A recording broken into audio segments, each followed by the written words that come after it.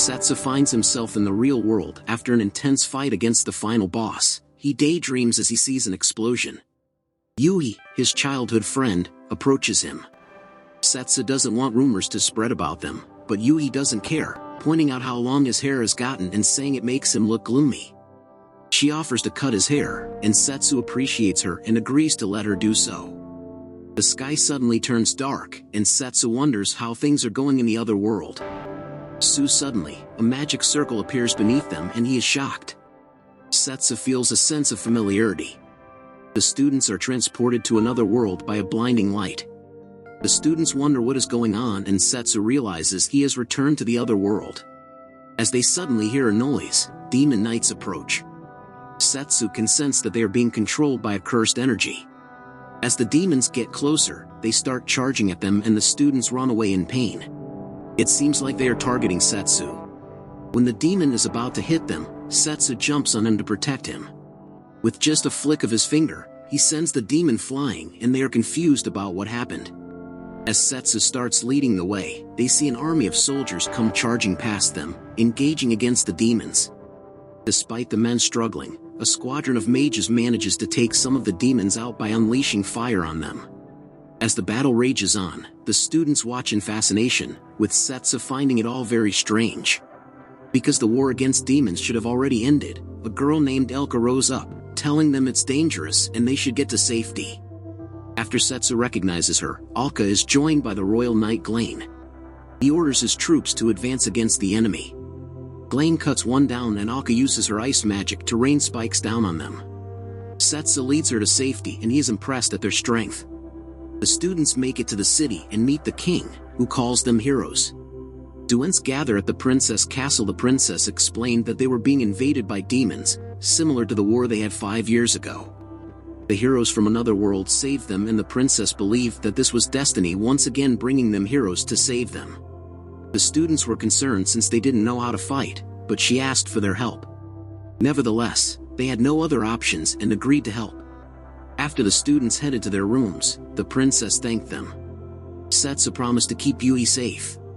The next day, the students gathered at the princess castle. Students begin their training with Glenn and Alka, who teach them how to use magic. To do this, they need to have a clear mental image of the magic they want to use. It seems that Setsu has some talent for practicing with the girls. Setsu is impressed seeing this, but as he walks around he is confronted by Alka. She thinks he is slacking off on his training, but Setsu doesn't care what she thinks. She is reminded of the hero from 5 years ago when she sees his attitude, which is selfish and egotistical. She warns him that the world is dangerous.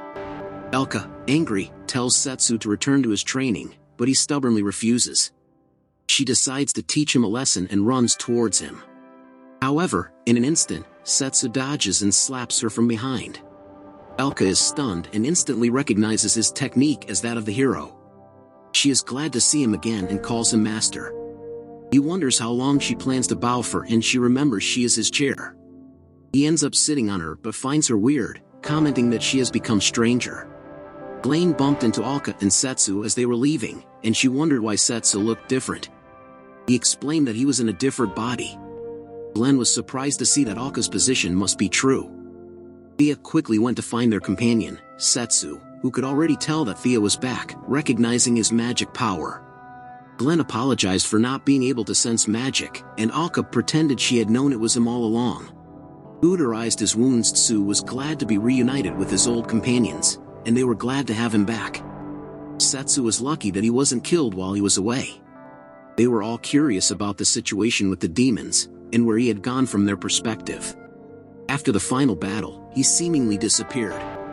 Setsu wasn't sure what had happened in his final battle against Toma. Setsu landed a devastating blow that cauterized his wounds just as he was about to be struck by Toma.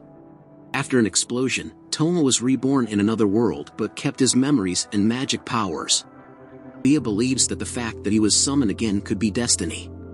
Setsu wonders what happened to Toma and if he could be behind the new war, as the demons seem to be controlled by his cursed magic. His friends tell him that Toma also went missing after that fight. They tried looking for both of them, but had no luck. A guard suddenly appeared. Glenn calls upon the king, setting off on his journey. Setsu reminds him that he would have chosen to travel the world if Alka had not informed him that the task was originally meant for him. Setsu has brought about a sense of tranquility that the trio appreciates. As they spot the king declaring war on the demons, Setsu wonders what Toma is up to. Glenn urges the king to think twice, pointing out that they are yet to receive a response from their emissary.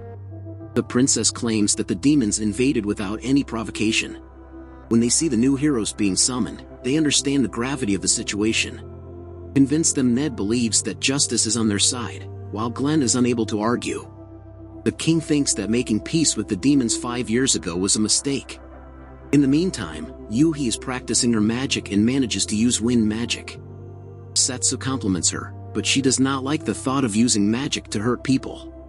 She promises to use it to protect him, and Setsu is happy to hear this. Setsu's companions tell him about the declaration of war. However, Glenn manages to convince them. Despite his friends wanting to accompany him, Setsu decides he will go out and stop the war himself. He insists on going alone, saying he needs reliable people to stay, especially since Toma could be behind everything, so they have no choice but to agree. Before he can go, however, he needs to get his equipment inside the palace. Elka charges in, reminding Setsu of their old adventuring days, while Fia uses an invisibility spell to sneak around. Glenn thinks they should have used a different approach, but they stuff a guard in a box and head into the storage room, where Setsu finds his old sword. The guards discover the box and put it on high alert. Elka apologizes and Glenn says he will buy some time. Fia tells Elka to go with Setsu since she is no help, so Setsu drags her away. They manage to make it to the edge of the city. Elka sees him off, and Yuhi suddenly appears, wondering where he is going. Setsu reveals to him that he is going to save his family. She keeps her promise she can do anything. Setsu was summoned to the world for the second time, and he was determined to stop the war. He said it was too dangerous for her to go with him, but she wanted to. Yuhi insisted, and Setsu finally agreed, telling her to close her eyes. She impressed him when she used both wind and fire magic to cut his hair. He promised that she would become strong so she could protect him. He then flicked her forehead and told her that if she kept her promise, she could do anything. Setsu says farewell and heads off, leaving her to face his test the next time they meet. This is how the video ends. If you would like to see more of this series, let me know in the comments. Remember to like and subscribe to the channel. Thank you for watching.